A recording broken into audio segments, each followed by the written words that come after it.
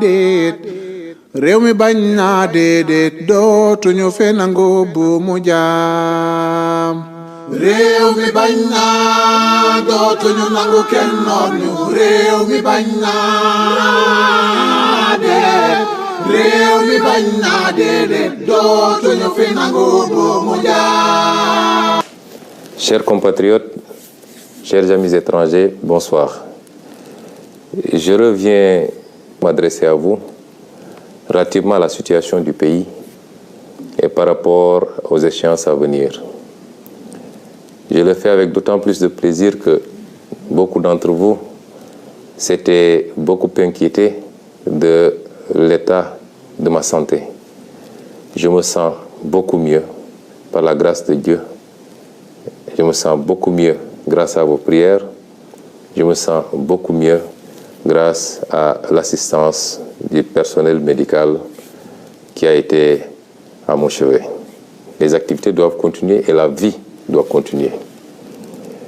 Je commencerai donc ce propos par ce qui n'était pas prévu certainement, la sortie malheureuse et hasardeuse d'une composante de la justice, à savoir le parquet, à travers son procureur général, qui aujourd'hui s'est livré à des élucubrations et à des hérésies indignes d'acteurs de la justice.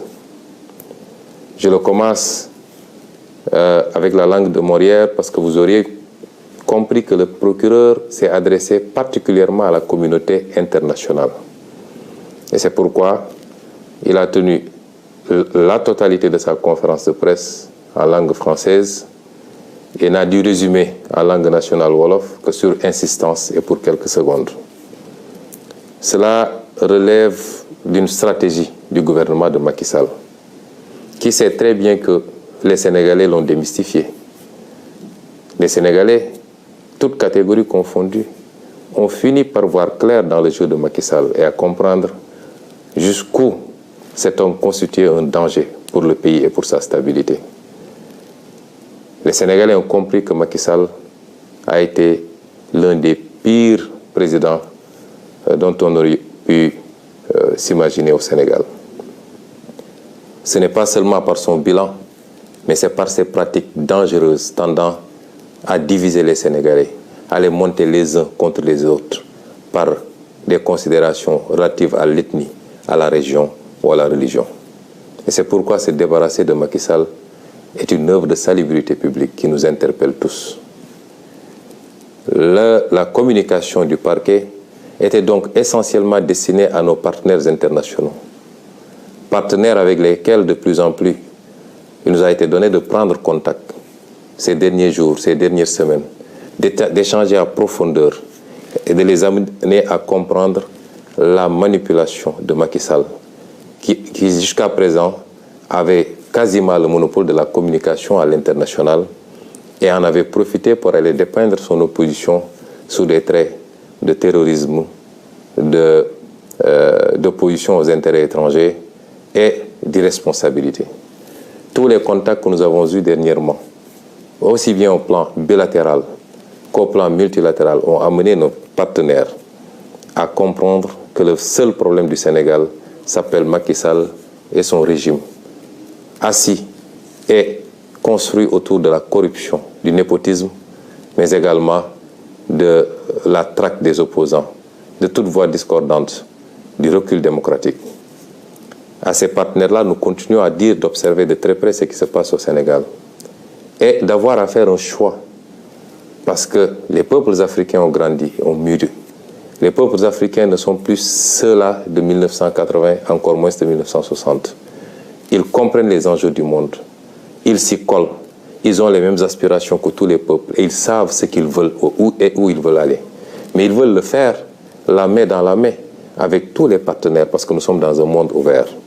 Et c'est pourquoi ce qui se présente aujourd'hui à ces partenaires internationaux, c'est d'avoir à choisir ou être du côté des peuples africains ou alors être du côté d'un petit groupuscule de tenants du pouvoir qui tendent lentement mais sûrement vers des postures de potentats, pour ne pas dire de dictateurs. J'ose espérer que les choix seront éclairés et que tous les amis du Sénégal seront du côté du peuple sénégalais. Le procureur vous a parlé, vous de la communauté internationale. Qu'est-ce qu'il vous a dit? Il a essayé de vous dire qu'il y aurait au Sénégal des terroristes extrêmement graves, extrêmement dangereux, qui étaient sur le point de brûler le pays et d'y mettre le feu et d'y répandre le sang. Ce qui est cocasse dans cette histoire, c'est que comme toute arme, le procureur nous dit que ces terroristes n'avaient qu'une lunette, même pas de fusil, une lunette d'un fusil, et qu'ils étaient en train de faire le tour du monde pour chercher un fusil où monter cette lunette. Il n'y a rien de plus ridicule que ces propos. Le procureur a voulu vous faire croire à un certain nombre de choses sur lesquelles je vais revenir. Mais je vais m'attarder sur la personnalité de ce procureur. Parce que ce procureur est l'illustration parfaite de l'avilissement, du rabaissement de certains magistrats. C'est un monsieur que je connais et qui me connaît, qui est un grand frère, que j'ai connu pendant que j'étais étudiant. Son frère, son petit frère est l'un de mes meilleurs amis. Ce procureur venait me voir ici à la maison, j'allais le voir chez lui. Donc ce n'est pas quelqu'un qui feignera de me méconnaître. Il me connaît extrêmement bien. Et ce procureur, durant tout le temps qu'on s'est connus, on a été un peu partout. On a été même demander la main d'épouse pour des amis ensemble. On a partagé des repas. Ce procureur, que je connais très bien, je le dis encore une fois, durant tout le temps qu'on l'a connu, nous n'ignorions pas ses pédigrés en tant que magistrat.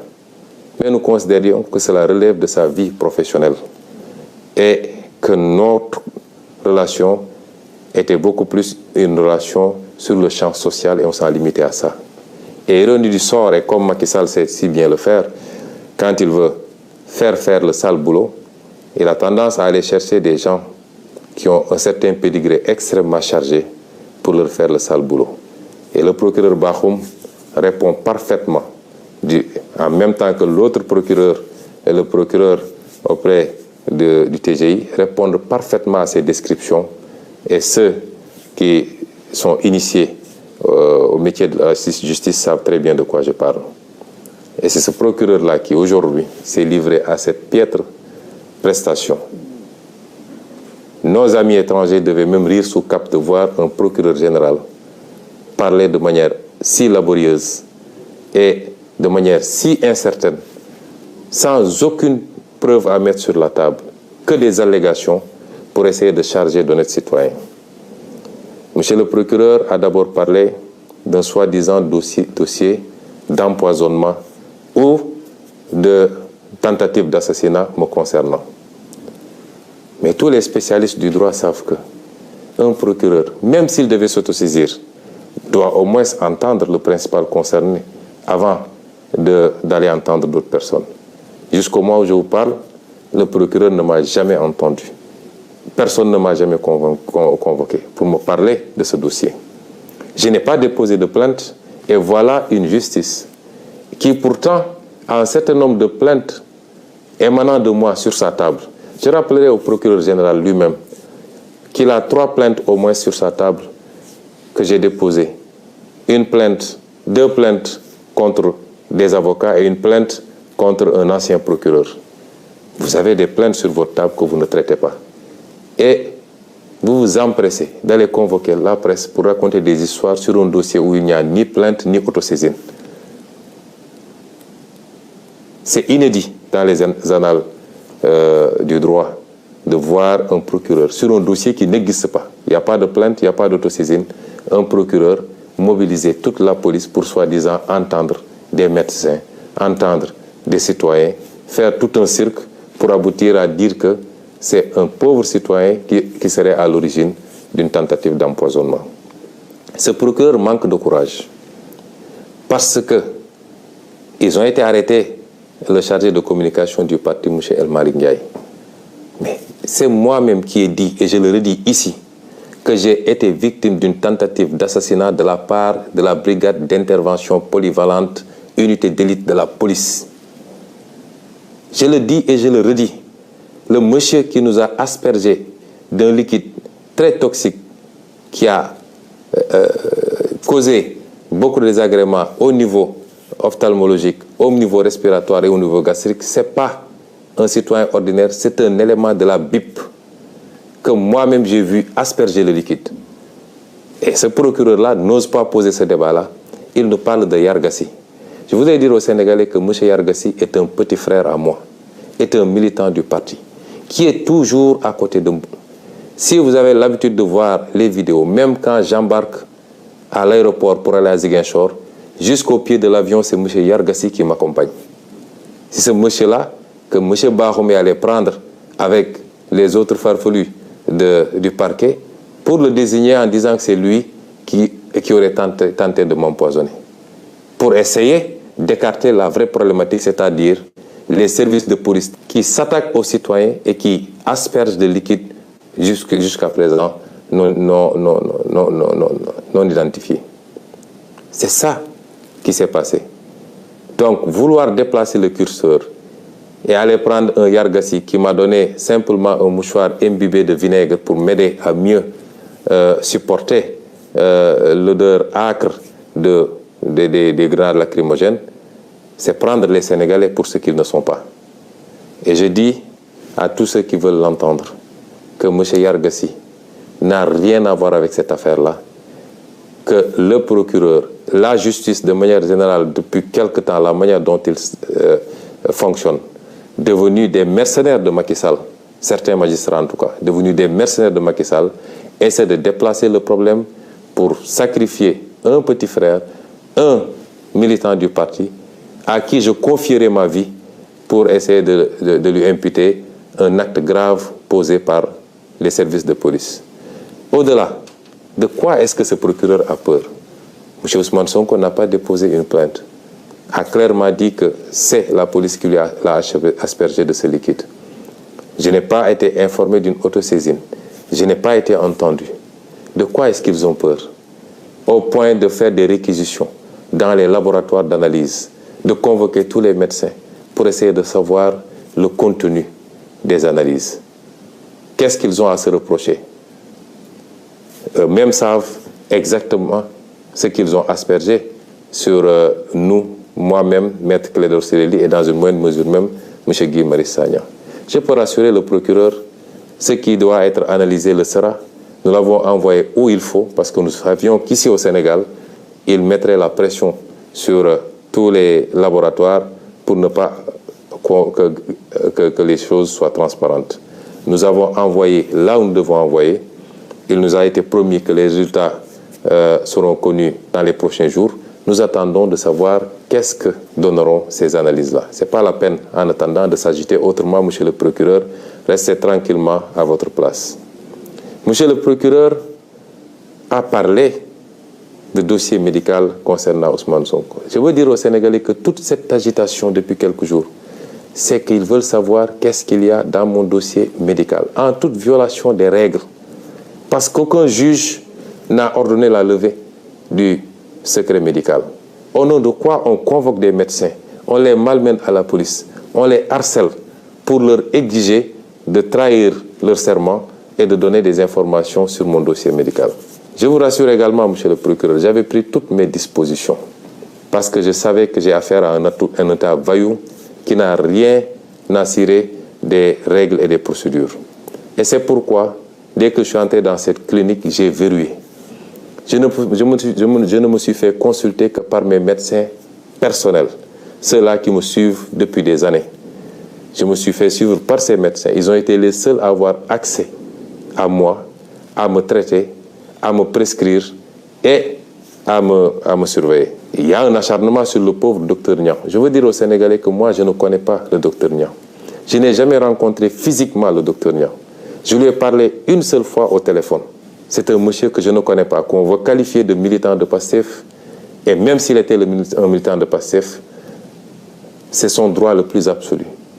Et on essaie de régler de vieux comptes. Parce que tous les Sénégalais savent que Macky Sall, rancunier comme il est, en veut à ce brave médecin depuis ses sorties sur le Covid-19 et sur la manière dont le matériel médical public était sorti des hôpitaux pour se retrouver sur le marché est vendu à vil prix.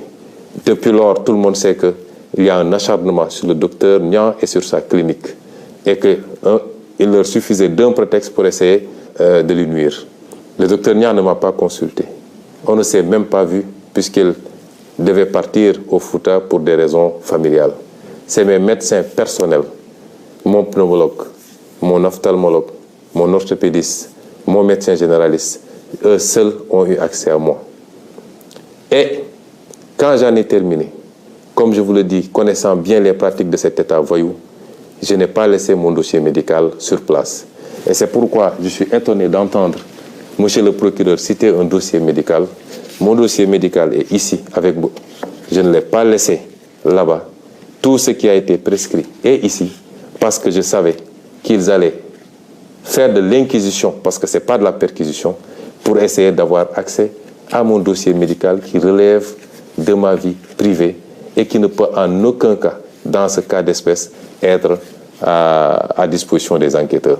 S'ils veulent ce dossier médical, ils n'ont qu'à venir le chercher chez moi. Ce dossier, il a cité un dossier H23 00167, évidemment.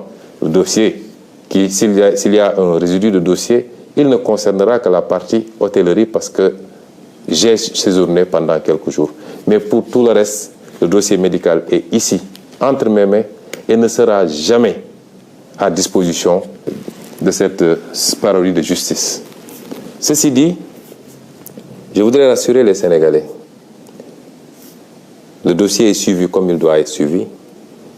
J'ai bénéficié d'un bon traitement de la part de mes médecins. Nous avons envoyé des échantillons là où il fallait, dans plusieurs endroits à l'étranger. Nous attendons les résultats.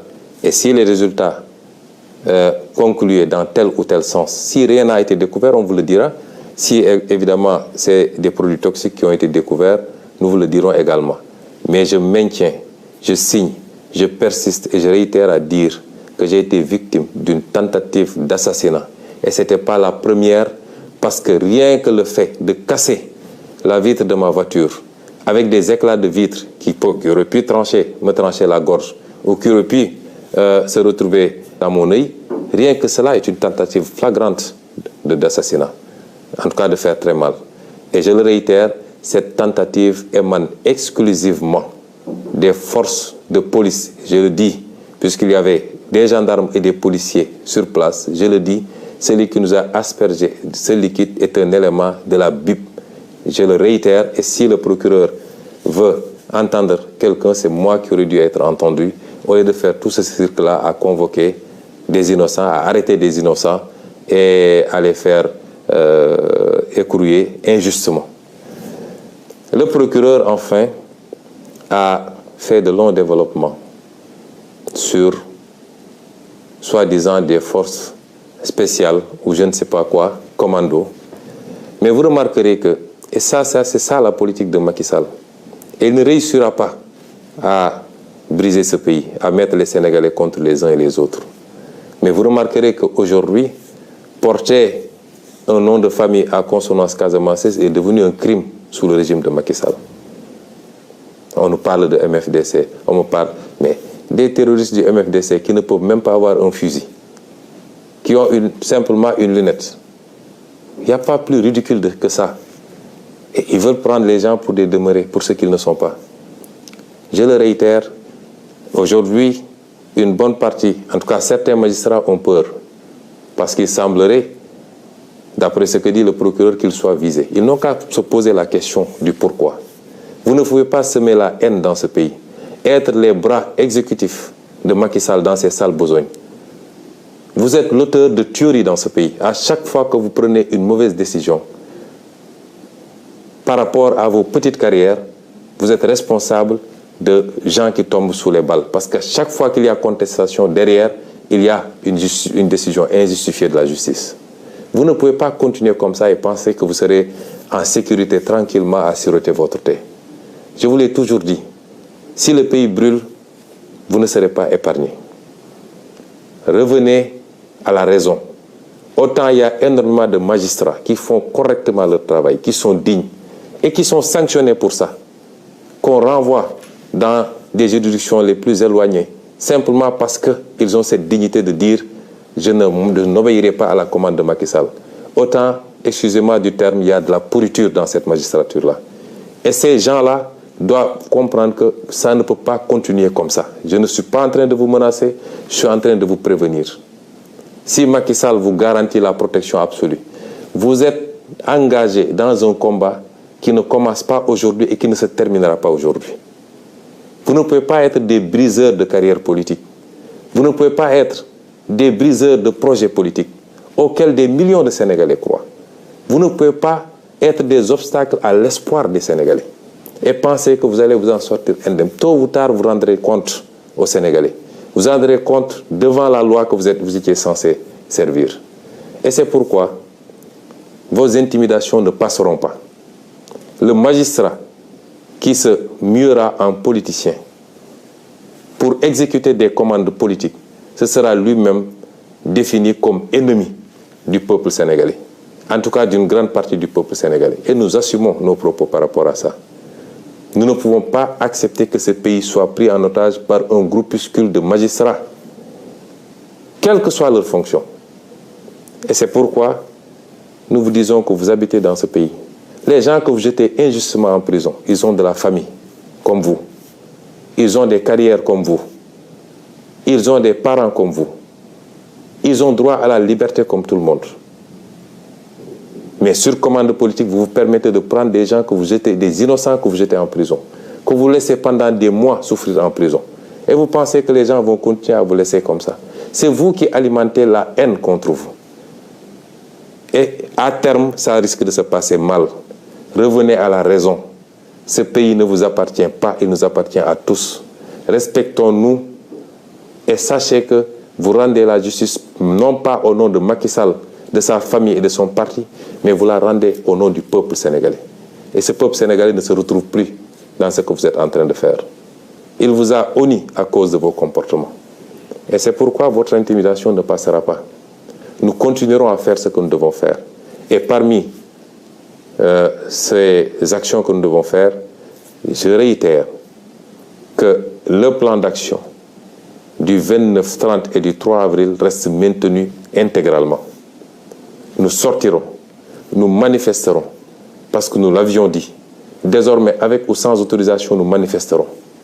Nous ferons face à Macky Sall, parce qu'il veut faire croire aux gens qu'il a la capacité de réprimer les manifestations. Il avait dit que ce qui s'était passé ne se passerait plus.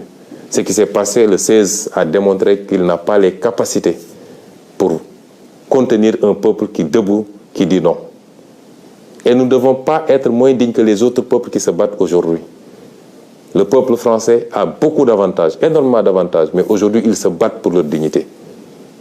Pourquoi notre peuple refuserait de se battre ou abdiquerait face aux velléités dictatoriales de Macky Sall? Nous nous battrons. Ils n'ont pas les capacités, si le peuple le veut. Et si le peuple se met debout, Macky Sall n'a pas le 10e des capacités pour contenir ce peuple. Et j'en appelle à ce peuple-là, à la jeunesse, aux ouvriers, aux transporteurs, aux étudiants, aux intellectuels, aux femmes, aux jeunes, à toutes les couches sociales. Ce qui se joue aujourd'hui, c'est notre destin. Si on laisse Macky Sall gagner, nous souffrirons encore pendant très très longtemps. Nous maintiendrons ce plan d'action. Et nous ne tomberons pas sous le piège de Macky Sall. Parce que, aujourd'hui, il est omnibulé par son défilé du 4 avril. Il va organiser un très grand défilé, le dernier qu'il organisera, puisque dans 11 mois, il ne sera plus président de la République s'il plaît à Dieu. Il veut faire une démonstration de force et en même temps intimider le Sénégalais pour montrer qu'il a beaucoup acquis en armement, de toutes sortes, des tanks, des chars. En soi, ça ne nous pose pas de problème. La fête de la nation, c'est notre fête à tous. Mais nous ne tomberons pas dans le piège de Macky Sall parce qu'à chaque fois, il ruse. Vous vous rappelez, lors de la crise du Covid, il avait invité toute la classe politique au palais de la République. Et nous tous, on avait dit c'est la République qui a appelé. Nous sommes partis en pensant que ça allait être un nouvel élan pour que Macky Sall comprenne qu'on ne gère pas un pays de manière autocratique et qu'on doit respecter son opposition si on veut que cette opposition vous respecte.